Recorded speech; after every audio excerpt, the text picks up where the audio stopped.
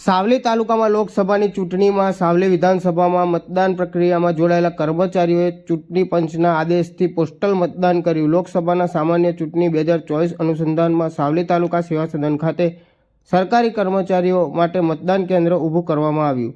ચૂંટણી દરમિયાન ફરજ પરના કર્મચારીઓ માટે આજે મતદાન યોજાયું। વડોદરા સંસદીય વિસ્તાર 20 અને સાવલી 135 વિધાનસભામાં તાલુકા સેવા સદન ખાતે મતદાન યોજાયું। પોલીસ, હોમગાર્ડ, પાલિકા, તાલુકા પંચાયત, મામલતદાર કચેરીના કર્મચારીઓ દ્વારા આજ રોજ મતદાન કરવામાં આવશે। લોકતંત્રના આ મહાપર્વમાં સરકારી કર્મચારીઓએ ઉત્સાહથી મતદાન કર્યું અને લોકોને પણ મતદાન કરવાની અપીલ કરી।